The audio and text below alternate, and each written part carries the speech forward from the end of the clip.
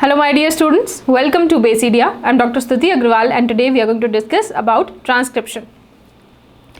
Now let's start from the very beginning of this whole process where basically we discuss about the central dogma. So central dogma suggests that DNA can synthesis mRNA and this mRNA will further translate into a specific protein. And a single type of a single DNA molecule can encode for single protein. Even before it gets converted into mRNA, it undergoes replication, right? So this is going to be replication, transcription and finally translation, correct? So we have discussed about replication of DNA in the previous video. Now we are going to discuss about the transcription. Transcription, इसको हम एनक्रिप्टेशन भी बोल सकते हैं. Crypt का मतलब होता है वॉल्ट, राइट? ये आपने एंजियोस्पर्म्स वाले चैप्टर में पढ़ा होगा कि उनको क्रिप्टोगैम्स कहा जाता है, राइट? तो क्रिप्ट का मतलब हुआ वॉल्ट और वॉल्ट का मतलब हुआ कि कोई चीज़ जो छुपी हुई है या किसी चीज़ को हमने छुपा के रखा है. तो यहाँ पे हम इसका एक और इसको नाम दे सकते हैं दैट एनकोडिंग, एनकोडेड है ना. मतलब कि इस इंफॉर्मेशन को सिर्फ mRNA समझ सकता है. I hope this point is clear. Now we will start this whole process with the DNA replication again. कि DNA रेप्लिकेशन में हमने ये बात की कि DNA के रेप्लिकेशन के दौरान जो पेरेंटल DNA होता है उसी में से 2 DNA सीक्वेंसेस निकलते हैं जो कि सेमी कंजर्वेटिव फॉर्म में निकलते हैं. अब इस पूरी प्रोसेस में कोई ऐसा विंडो है क्या जहाँ से mRNA डायरेक्टली बन जाए? So as of now that we have studied in the DNA replication, the answer to this question is no. इस पूरी प्रोसेस में आप देखेंगे कि mRNA को सिंथेसिस होने के लिए कोई स्पेस नहीं मिल रही है.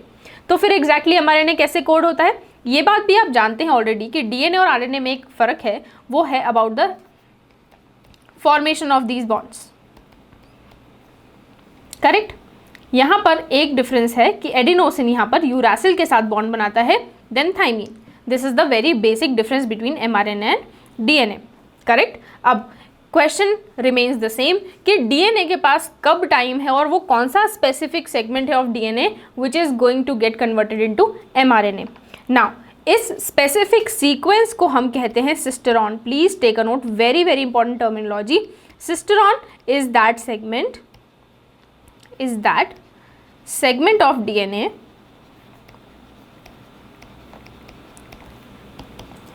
that gets converted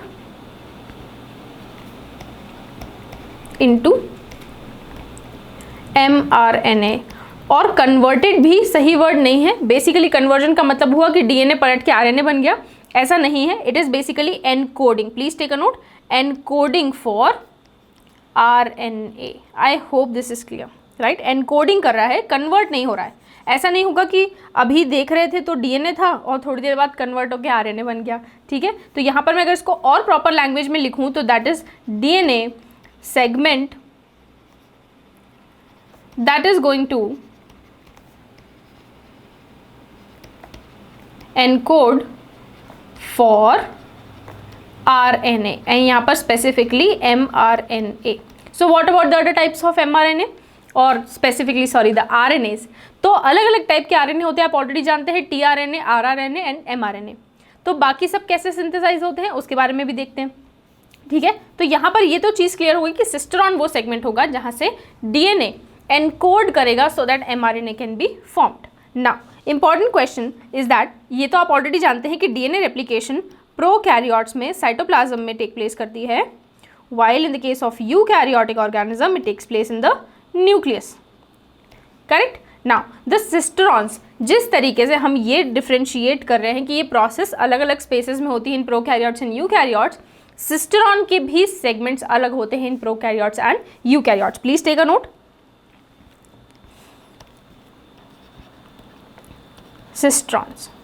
सिस्टेरॉन in prokaryotes and eukaryote. जो प्रोकैरियोट के सिस्टेरॉन्स होते हैं उनको हम पॉलीसिस्टेरॉनिक बोलते हैं, पॉलीसिस्टेरॉनिक टाइप। रीज़न बहुत सिंपल कि क्योंकि प्रोकैरियोट छोटे ऑर्गेनिजम्स हैं, क्योंकि प्रोकैरियोट्स छोटे ऑर्गेनिजम्स हैं तो क्या होगा कि एक ही टाइप का आरएनए ज़्यादा प्रोटीन्स बनाएगा, isn't it? Please take a note, यहाँ पे लिखेंगे gene information for more than one polypeptide. ठीक, बहुत सिंपल और इजी। यूकैरियोट्स के पास होते हैं मोनोसिस्टेरॉनिक। हम इस बारे में बात कर चुके हैं सेंट्रल डोग्मा के हिसाब से। यूकैरियोटिक ऑर्गेनिज्म या higher organism, specifically human beings में एक डीएनए मॉलिक्यूल एक ही टाइप का प्रोटीन तक वो कह सकते हैं आपकी पूरी प्रोसेस जाएगी। एक डीएनए मॉलिक्यूल एक प्रोटीन, जस्ट इसको याद रखिएगा। तो मोनोसिस्टेरॉनिक मतलब कि एक ही टाइप का एक ही सेगमेंट होगा डीएनए का जो कि एक सिंगल प्रोटीन में एनकोड होगा। आई hope this is clear. Now further आप देखेंगे कि ये जो सिस्टेरॉन है इसका कुछ मॉडल इस तरीके का होता है जहाँ पर हमारे पास होता है एक प्रमोटर एरिया, स्ट्रक्चरल जीन का एरिया एंड टर्मिनेटर एरिया। इसके भी पहले कुछ पॉइंट्स आप मेंशन कीजिए यहाँ पर कि जब हम बात करते हैं यूकैरियोटिक सिस्टेरॉन की तो इसके पास दो सेगमेंट होते हैं, उसको कहते हैं इंटरॉन एंड एक्सॉन। इंटरॉन वो एरिया होगा, स्पेसिफिकली मान लीजिए जैसे कि ये एरिया है which is not going to encode for anything. ठीक है, this is not going to encode for RNA, इसको हमने कहा intron. Non coding site, non coding site, और एक्सॉन वो पार्ट होगा that is going to be the coding site. Please take a note. और किसकी कोडिंग चल रही है? प्रोटीन की कोडिंग चल रही है, इजंट इट? कोडिंग डीएनए, या फिर यहाँ लिख लो protein coding DNA, protein coding DNA. Simple सी बात है कि डायरेक्टली प्रोटीन तो बनेगा नहीं, पहले एमआरएनए बनेगा, और एमआरएनए के पहले भी एक स्ट्रक्चर बनता है जिसको हम एचएनआरएनए बोलते हैं। मैं उसके बारे में भी डिस्कस करूंगी। Meanwhile just understand that this is a cistron जिसके पास एक प्रमोटर रीजन है, स्ट्रक्चरल जीन है एंड टर्मिनेटर एंड है। Promoter is going to initiate the reaction. Structural gene वो एरिया होगा जहां से मुझे वो सीक्वेंस मिलेगा। Please take a note, desired sequence. Desired किस चीज़ के लिए? कि डिजायर्ड हो एमआरएनए के लिए। एमआरएनए बनाने के लिए मुझे एक परफेक्ट सीक्वेंस चाहिए, वो सीक्वेंस मुझे स्ट्रक्चरल जीन में मिलेगा and the terminator where it is going to basically get terminated और स्विच ऑफ। क्योंकि जैसे हमने डीएनए रेप्लिकेशन में बात की थी कि after reaching a certain number of polypeptides, ठीक है, after reaching to a certain number of the DNA segment, है ना, उसकी लेंथ एक अटेन हो गई, उसके बाद टर्मिनेट हो जाएगी पूरी process. Similarly when we talk about RNA, यहाँ पर भी सेम चीज़ होगी that once we have attain that length और that mRNA specific that should encode for a specific protein, जब वो चीज़ अटेन हो गई तो हमें इसको स्विच ऑफ करना भी ज़रूरी है, राइट? तो ये हो गया कोडिंग स्ट्रैंड। और टेम्पलेट आपने पहले भी पढ़ लिया, टेम्पलेट और कोडिंग स्ट्रैंड कौन सा होगा? टेम्पलेट स्ट्रैंड वो होगा जिसके पास डीएनए का सीक्वेंस है, और कोडिंग स्ट्रैंड वो होगा जो नया सीक्वेंस हम बना रहे हैं that is going to encode for mRNA, right? I hope this is clear. So this is how this whole process starts. Now very important point, please take a note कि जब हम प्रोकैरियोट्स के बारे में बात करते हैं तब हमें दो इंपॉर्टेंट चीज़ों की रिक्वायरमेंट होती है। एक को हम कहते हैं sigma factor,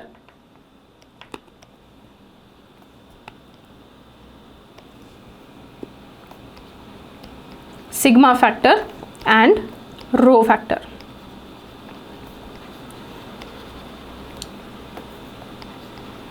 sigma factor S से, एस इज बेसिकली स्टार्ट और initiate the process, and rho factor R is putting it to the rest, R is for rest और स्विच ऑफ और एंड द प्रोसेस।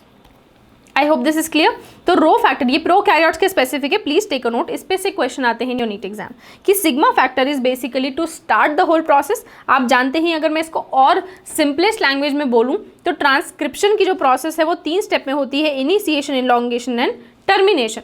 अब initiation का मतलब है शुरुआत करना, तो शुरुआत किससे होगी? Sigma factor, S for start, and rho factor R is for putting it to the rest, rest meaning switching off the whole mechanism, correct? अब अगर आपको एंजाइम्स याद हो तो यहाँ पर स्पेसिफिकली 2 एंजाइम चाहिए।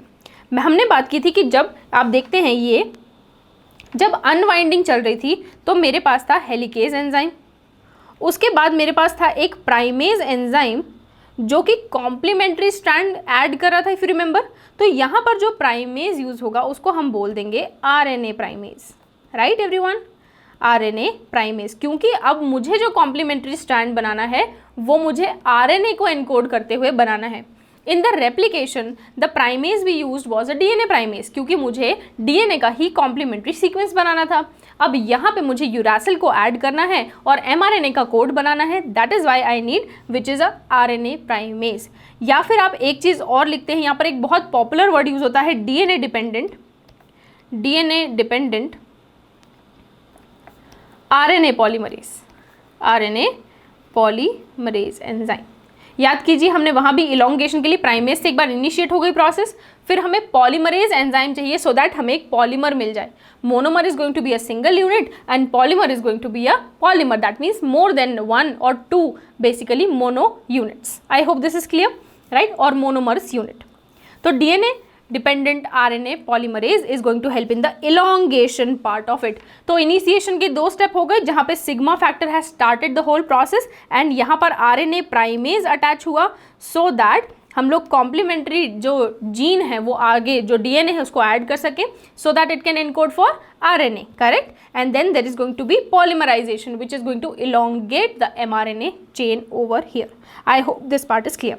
Now once a specific length, और आई वुड से मान लीजिए मुझे एक प्रोटीन बनाना है, स्पेसिफिक प्रोटीन बनाना है जिसका नाम है a, and for a protein to be formed मुझे चाहिए एमआरएनए के अंदर मान लीजिए 31 बेस पेयर्स। जैसे ही ये चीज़ अटेन हुई यहाँ हो जाएगी टर्मिनेशन, रो फैक्टर आएगा और इस पूरी प्रोसेस को टर्मिनेट कर देगा। आई होप दिस इज क्लियर, ठीक है। और ये रो फैक्टर और सिग्मा फैक्टर कहाँ होता है, can you see that RNA polymerase से ही अटैच होता है। आरएनए पॉलीमरेज में जाके अटैच होगा तो शुरुआत भी हो जाएगी और टर्मिनेशन भी हो जाएगा।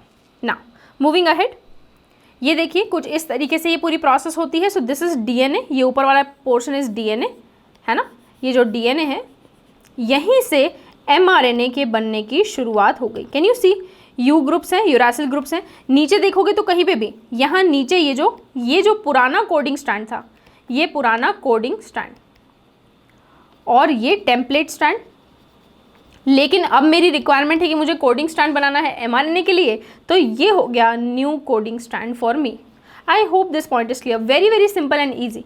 यहाँ पर कन्फ्यूजन की कोई बात ही नहीं है, बहुत सिंपल है। ट्रांसलेशन हमको ट्रांसक्रिप्ट करना है, इसको एनक्रिप्ट करना है। एनक्रिप्ट का मतलब कि कोई और इसको ओपन करके अगर देखे तो उसको समझ में ना आए, ऐसे genetic codes. I hope this part is clear, ठीक है। तो सब जगह पे यूरासिल ग्रुप ऐड हो गया। अब मेरे पास है एक पुराना टेम्पलेट स्टैंड लेकिन नया वाला coding stand. Now question is कि जब मेरे पास ऊपर एक डीएनए है और नीचे मेरे पास एक आरएनए है ना, इन दोनों का ये एक सीक्वेंस बन गया। अब आरएनए और डीएनए साथ में हेलिक्स नहीं बना सकते, तो ये पॉसिबिलिटी खत्म कि एक डीएनए ऊपर बन गया और नीचे आरएनए बन गया, ऐसा होगा क्या? Of course not.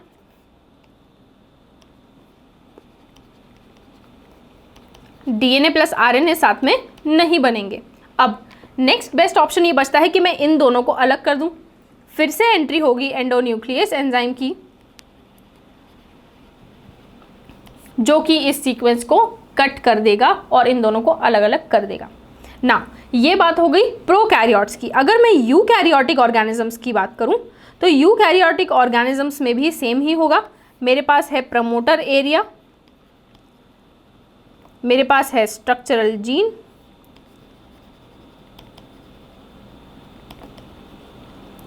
और मेरे पास है टर्मिनेटर एंड, टर्मिनेशन एंड। यहाँ पर मुझे rho factors, please take a note, sigma and rho factors are not required, are not required. यहाँ पर हमारा जो सारा काम है वो आरएनए पॉलीमरेज एंजाइम ही कर देता है। मुझे आगे प्राइमेज की ज़रूरत नहीं है, मुझे ऊपर हेलिकेज की ज़रूरत नहीं है, सारा काम आरएनए पॉलीमरेज कर देगा। जहाँ पे रो फैक्टर इनिशिएशन, प्रमोशन भी स्टार्ट हो जाएगा और टर्मिनेशन भी यहीं से हो जाएगा।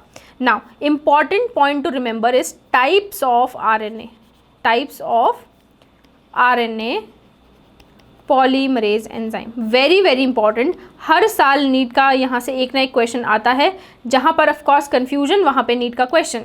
तो RNA पॉलीमरेज होते हैं 3 टाइप के, 1, 2 एंड 3। तो ये जो पॉलीमरेज है इसका भी एक अपना दायरा है काम करने का, अपने रेस्ट्रिक्शंस हैं। तो when we talk about polymerase 1, it is going to help in rRNA formation. When we talk about polymerase 2, it is going to help in the formation of mRNA, और I would say कि पहले बनेगा hnRNA और उसके बाद it is going to convert into mRNA, और basically I would say mature into mRNA। ठीक है, ये थोड़ा primitive structure है,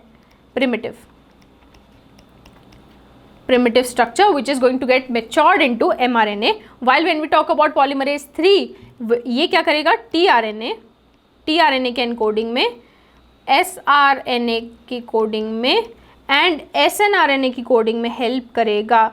this is been the most favourite question for your NEET exam, please take a note. बहुत बार पूछा जा चुका है, 3 और 1 में यूजुअली कन्फ्यूजन होता है और इसी के ऊपर यूजुअली क्वेश्चंस आते हैं in your NEET exam. Correct. तो क्या हुआ, hnRNA बना, यहाँ पे लिख लो चाहो तो। hnRNA को हम बोलते हैं हेट्रोजेनस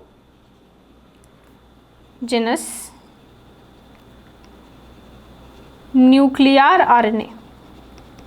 ठीक है, ये आगे जाके मेच्योर होता है into mRNA। I hope this point is clear. Now the next thing that we have to take a closer look to is that जब हम यूकैरियोटिक के बारे में बात करेंगे तो हमने बात की थी कि यूकैरियोटिक जो सिस्टरॉन होता है, that means the sequence of DNA that is going to get converted into mRNA will have 2 sides to it, intron and exon. ठीक है, तो ये इंटरॉन कौन सा है, नॉन कोडिंग साइट है। जैसे हम मेरी पहले ही बात हो चुकी है कि बीच में जो स्ट्रक्चरल जीन का एरिया है बेसिकली, है ना, वो क्या हुआ, एक्सॉन हो गया। और इंटरॉन कैसा है, non coding part. Non coding का ये मतलब नहीं कि ये कभी भी कोड नहीं करेगा, it may code for DNA में भी, लेकिन इस पूरी स्टेप के दौरान ये दोनों RNA के लिए कोड नहीं कर रहे हैं, दोनों इंटरॉन्स। तो हमें क्या करना है, after this whole process is ending. ठीक है, प्रोकैरियोट्स में क्या हुआ, वहाँ पर रो फैक्टर पे सारी बात खत्म हो गई। In eukaryotes, there is going to be something called as post-transcriptional changes. Please take a note. Transcriptional changes. ठीक है, पोस्ट ट्रांसक्रिप्शनल चेंजेस के अंदर क्या क्या आता है, प्लीज टेक अ नोट। सबसे पहले मुझे क्या करना पड़ेगा, सबसे पहले मुझे करनी पड़ेगी कैपिंग, सेकेंड मुझे करनी पड़ेगी splicing, and third is going to be poly adenylation. Capping का मतलब मुझे 5' एंड को कैप करना है सो दैट आगे की जो एनकोडिंग है, आगे का जो एनक्रिप्शन है वो रुक जाए, और मुझे जो लास्ट वाला 3' एंड है वहाँ पर मुझे ऐड करनी है टेल, इसको हम बोलते हैं पॉली ए टेल। ठीक है, एंड स्प्लाइसिंग का मतलब ये हुआ, मतलब कि मैंने इंटरॉन और एक्सॉन के एंड में, मान लो यहाँ पे 5', 5' और 3' एंड है, यहाँ पर मैंने कैपिंग कर दी कि अब मुझे पूरी प्रोसेस को स्टॉप करना है। इसके बाद मैंने क्या किया कि शुरुआत तो एक एंड से हुई, मान लो ये DNA का कोड है, यहाँ से शुरुआत हुई, कन्वर्जन होता जा रहा है, तो यहाँ पर मैंने ऐड कर दी टेल, कि पीछे का जो आगे का पोर्शन है इसको मैंने कैपिंग कर दी कि अब नया वाला जो आगे से यहाँ से जो DNA स्ट्रैंड है वो ना आए, यहीं पे ये चीज़ रुक जाए, लेकिन पीछे वाला जो सीक्वेंस है वो कंटिन्यू रहे। तो यहाँ पर हमने क्या करना है, 5' को कैप कर देना है, और यहाँ पे क्या करना पड़ेगा, स्प्लाइसिंग का मतलब removal of introns. Please take a note, मुझे रिमूवल ऑफ इंटरॉन्स करना है ताकि एक्सॉन जो है, यहाँ पे लिख लो removal of intron and join the exons, join the exons और एक्सोनल एंड, राइट। इसको हटा देते हैं ताकि कंफ्यूजन ना हो, राइट। तो 5' वाला जो एरिया है इसकी कैपिंग एग्जैक्टली होती है, please take note, very important, triple phosphate, very very important. ठीक है, इसको ध्यान रखिएगा, इंपॉर्टेंट MCQ है फॉर योर नीट एग्जाम। ठीक है, अब जो टेल एंड है तो होगा क्या कि अगर ये DNA का मेरे पास सेगमेंट है 5 प्राइम 3 प्राइम, यहाँ से शुरुआत हुई कन्वर्जन की इनटू mRNA, तो मैंने यहाँ पर कैपिंग कर दी कि इस साइड से दूसरे साइड से कोई और DNA का सीक्वेंस ऐड यहाँ ना हो, लेकिन मुझे यहाँ पर टेल भी अटैच करनी है सो दैट आगे की एनकोडिंग चलती रहे, ठीक है। तो यहाँ बीच में जो स्ट्रक्चरल जीन होगा that is the exon part of it, फिर हमें उसको करना है एक्सट्रैक्ट सो दैट हमारा mRNA is ready to prepare, so that prepare the protein, right. The next step is going to be translation. तो mRNA ready हो गया है, अब बनेगा प्रोटीन, ठीक है। I hope this thing is clear, ठीक है। So basically what happened in this whole process, एक बार कंक्लूजन देख लेते हैं कि जब हमने बात की ट्रांसक्रिप्शन के बारे में, ट्रांसक्रिप्शन की डेफिनेशन कहती है conversion of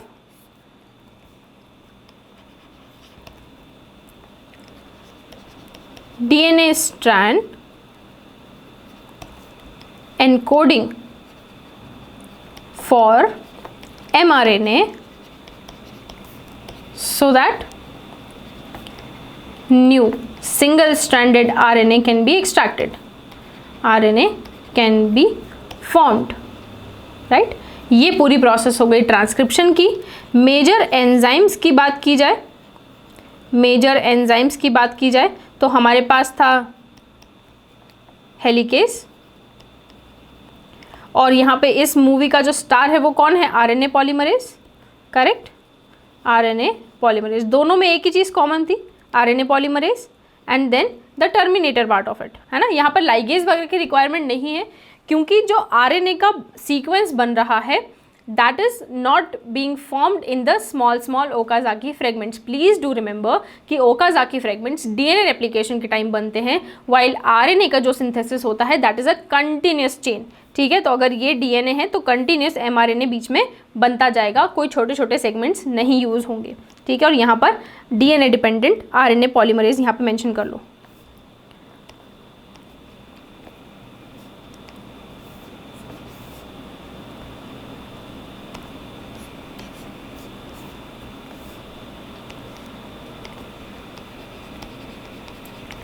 DNA dependent RNA polymerase, correct. एक जो सबसे इंपॉर्टेंट की फीचर आपको जो याद रखना है वो ये कि प्रोकैरियोट्स के अंदर, प्रोकैरियोट्स की ट्रांसक्रिप्शन के अंदर हमें चाहिए essentially sigma factor and rho factor to start and and the process, while in the case of eukaryotes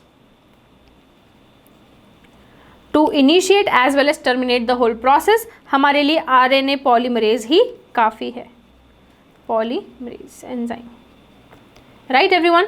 तो यहाँ से याद रखिएगा कि क्वेश्चंस मेजरली कहाँ कहाँ पे पूछे जाते हैं। मैंने सारी चीज़ें आपको बता दी हैं कि सबसे पहला क्वेश्चन पूछा जाता है एंजाइम्स के ऊपर, तो ये 2 एंजाइम्स आपको याद रखने हैं। Other than that sigma and rho factor specifically for prokaryotes. Eukaryotes में इसका कोई एप्लीकेशन नहीं है। यूकैरियोट्स में है पॉलीमरेज, पॉलीमरेज के भी अलग अलग टाइप है 1, 2 एंड 3, राइट एवरीवन। तो 1 क्या करेगा, tRNA बनवा रहा है, सेकेंड वाला बनवा रहा है rRNA, राइट। और एक मिनट, सेकेंड वाला बनवा रहा है mRNA, या फिर hnRNA